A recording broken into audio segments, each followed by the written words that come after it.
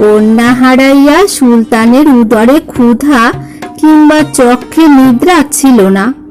তিনি রাজকার্য পরিত্যাগ করিয়া প্রাসাদের একটি নির্জন কক্ষে উপবেশন করিয়া প্রিয়তমা দুহিতার কথাই চিন্তা করিতেন। আলাদিনের প্রাসাদ যে রাত্রে সুলতানের প্রাসাদ সন্নিকটে দৈত্য কর্তৃক সংস্থাপিত হইল, তাহার পরদিন প্রভাতে অনেক বেলা পর্যন্ত সুলতান তাহার শয্যা পরিত্যাগ করিলেন না। শয্যায় শায়িত থাকিয়া কন্যার দুঃখ ও বিপদের কথা চিন্তা করিতে লাগিলেন।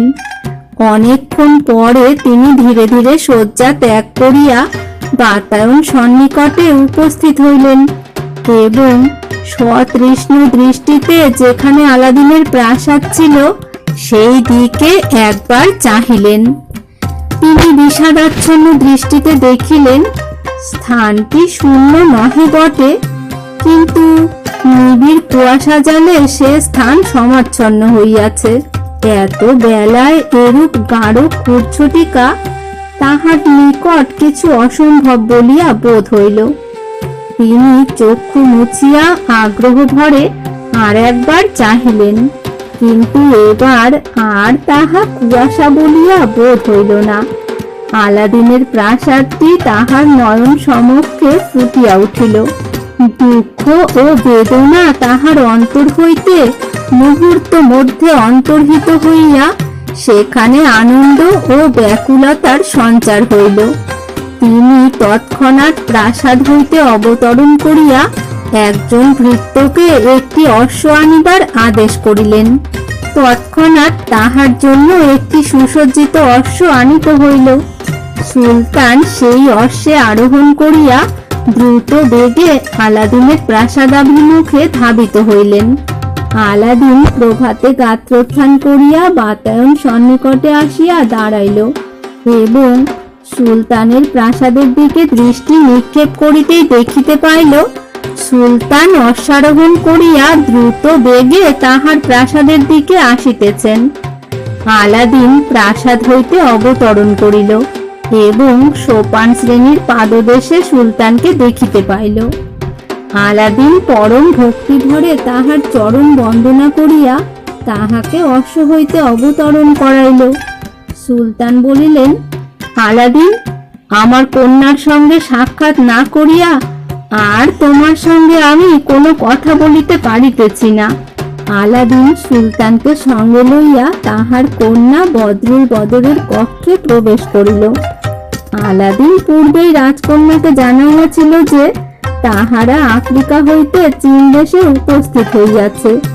সুলতান তাহার কন্যার কক্ষে উপস্থিত হইয়া কন্যাকে দেখিতে পাইলেন। পিতা ও কন্যায় আবার মিলন হইল।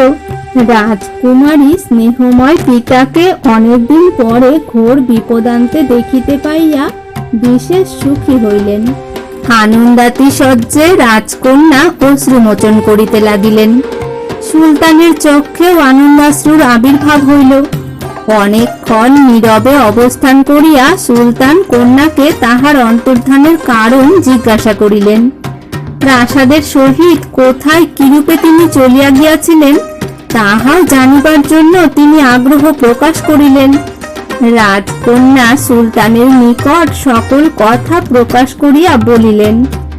রাজকন্যার মুখেই সুলতান শুনিতে পাইলেন আলাদিন তাহার কন্যাকে উদ্ধার করিয়া আনিয়াছে এবং তাহার কন্যা ও প্রাসাদ অপসারণ কার্যে আলাদিনের কিছুমাত্র দোষ ছিল না। সুলতান রাজকন্যার মুখে সকল কথা শুনিলেন। আলাদিনকে তাহার আর কোনো কথা জিজ্ঞাসা করিবার ছিল না। আলাদিন সুলতানকে সঙ্গে লইয়া ভোজনাগারে প্রবেশ করিল। সুলতান দেখিলেন হতভাগ্য জাদুকরের মৃতদেহ সোফার উপর পড়িয়া আছে। মদ্যের সহিত যে চূর্ণ মিশ্রিত করিয়া দেওয়া হইয়াছিল তাহা অতি উগ্র বিষ। তাহাই পান করিয়া জাদুকর গতাসু হইয়াছিল। সুলতান জাদুকরের মৃতদেহ দেখিয়া সন্তুষ্ট হইলেন এবং আলাদিনকে আলিঙ্গন করিয়া বলিলেন, বৎস, তুমি আমার পূর্ব ব্যবহারে অসন্তুষ্ট হইও না। আমি কন্যা শোকে অত্যন্ত কাতর হইয়াই তোমার প্রতি রূঢ় আচরণ করিয়াছিলাম। আলাদিন বলিল, জাহাপনা, আপনি যাহা কর্তব্য বোধ করিয়াছিলেন তাহাই করিয়াছেন, সেজন্য আমার কোনো আক্ষেপ নাই। এই জাদুকর অতি নরাধম, আমার সকল কষ্ট ও যন্ত্রণার কারণ সে। আপনার অবসরকালে ইহার অত্যাচারের কথা আপনাকে নিবেদন করিব।